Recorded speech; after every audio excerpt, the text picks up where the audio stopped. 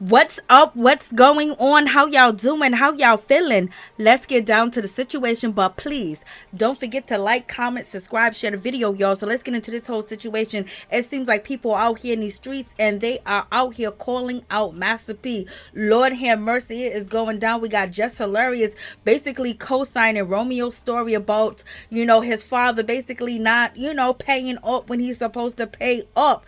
And also, there's a rapper, his name is Fat Trel, and he's basically coming out and he is co-signing Romeo's story. And he also said that when he saw that Romeo was out here basically exposing Master P, he was just flipping through it on Instagram, and he said, I know, check this out. And also check out what Jess Hilarious had to say about Master P. So all of y'all that was doubting Romeo, saying that he was a liar, he was this and he was that, why are other people coming out saying that Master P didn't pay them? Okay, so let's check this out. A good game too. Like, even with me, I got the hook up. I'm still owed some bread for that. I'm not gonna lie to you. Like, yeah, I ain't gonna lie. You know, did he pay it all? Yeah, for the first scene. And then I did 2 scenes. He thought because he used 1 scene, he ain't got paid for the second one. No, I stayed there for 13 hours to do 2 scenes. How much you owe you? But that's not how it works. Though. I thought you get paid for a movie. Don't you get paid for the whole movie? I do by scene when it's come to a skit movie like that. What? You know, I got the hook up with a long skit. It was a skit. It was a skit. You should have skits. How much you owe you? I like to charge $15,000 per skit. Coming up next on the next clip, it's going to be Fat Trel. He is on Adam 22 No Jumper, and basically he was asked what did he think about the whole situation that's going on between Romeo and Master P when that whole finagle and disaster went down online. And he basically responds and said, I know. So he's co-signing Romeo. Like he's like a lot of this stuff that y'all believe about him is kind of a mirage. Yeah, which has been kind of. And so when I read, I said, man, trust me, I know. Like, yeah, that was it. I ain't had nothing to comment on it. I was just like, yeah, I know. Right. You know what I'm saying? But it's gonna take for somebody that close to let the world know something like that, because a lot of people look at him a certain type of way, and it's just like, you know. So you guys heard what Jess had to say about Master P. Like, Lord have mercy. And you guys already know that, Master P done had Romeo out here working for 15 years for free for rap snacks. That means everybody was getting paid. Everybody that signed up, everybody that, promoted rap snacks, they got paid. Only person that didn't get paid for 15 years is Romeo. So you gonna tell me Romeo was out here lying? Romeo said he ain't living no lie no more. He wants the truth. They hit the streets.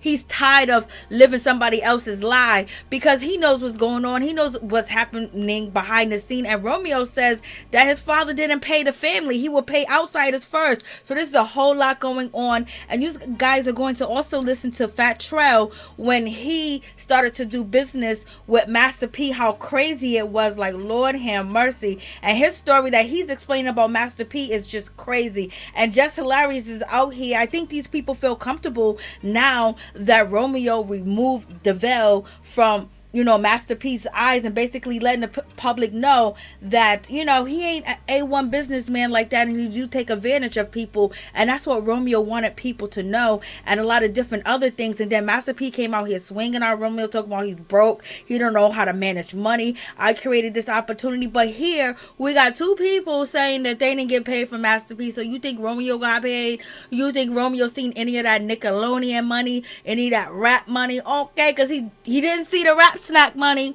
So check out what Fat Trel had to say about Master P. He interviewed with Adam 22 on No Jump. These are just little small clips to give you an idea, but the interview is like, oh my God, you wouldn't believe how hustling, like small hustling. So when Master P said we put all the money into a jar in a pot, he meant that literally. He meant that, not no accounts and Swiss bank accounts or anything like that.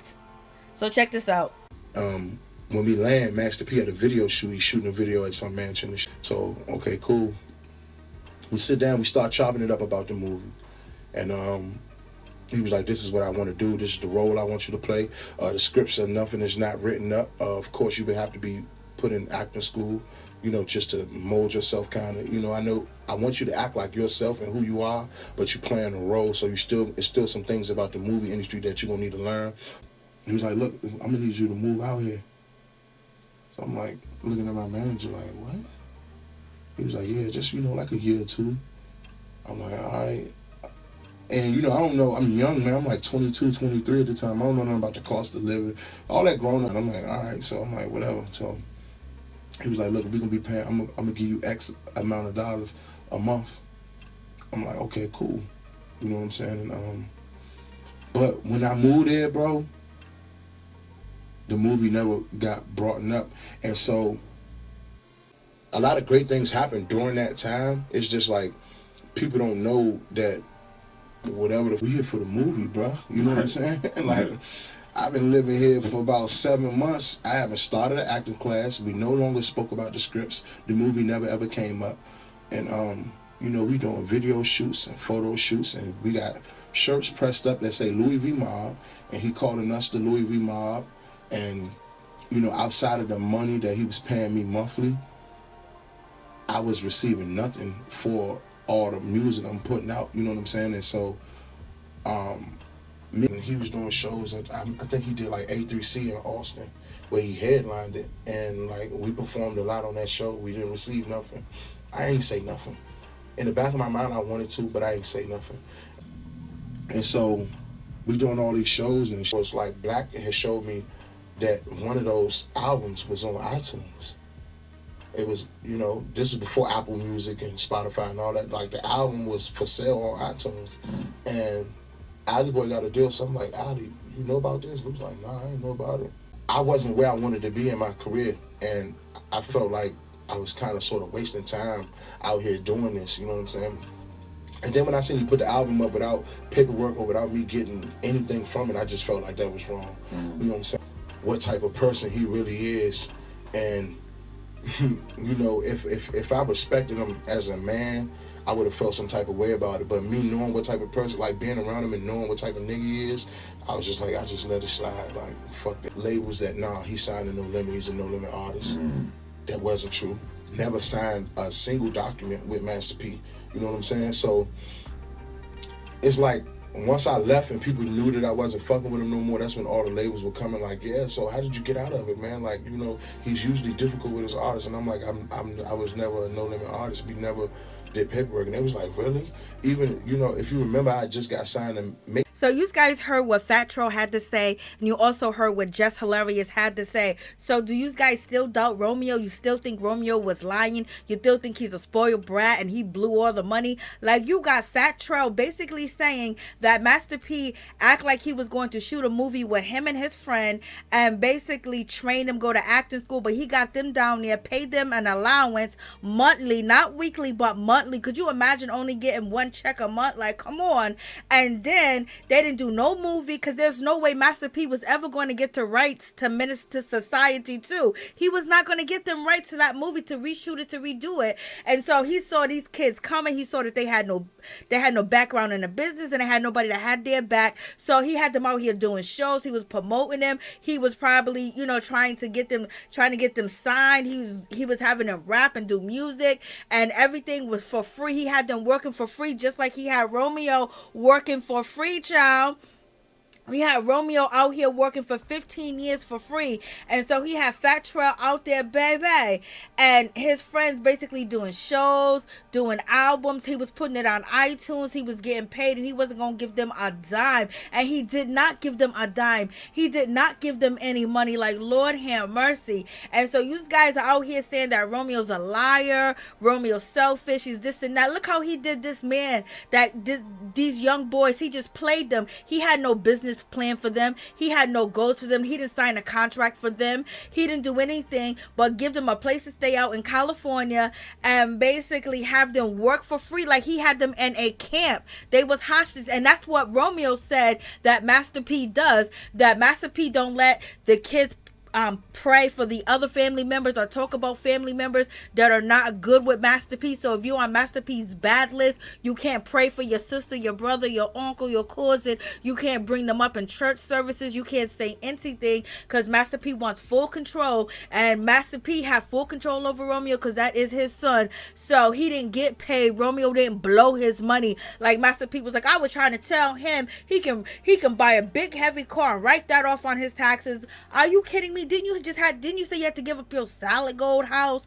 Oh my God. So in any event, Romeo has been vindicated because people feel like they're comfortable. You got to know who the wolves are out here in these streets, because some people pretend, to do right by you and they don't. And Romeo wanted to not be a part of his father's lie. He didn't want to be a part of his father's scam anymore because he don't see no money. Romeo's taking care of the family. Romeo didn't like the way Master P treated his mother, how he embarrassed her, how he outed her, and the things that he did. And basically he's looked like as a king. He's looked like this entrepreneur, this great, wonderful guy. Everybody's doing him wrong, and he been living under that type of personality, or how people perceived him. That was his reputation. That was people looked up to him.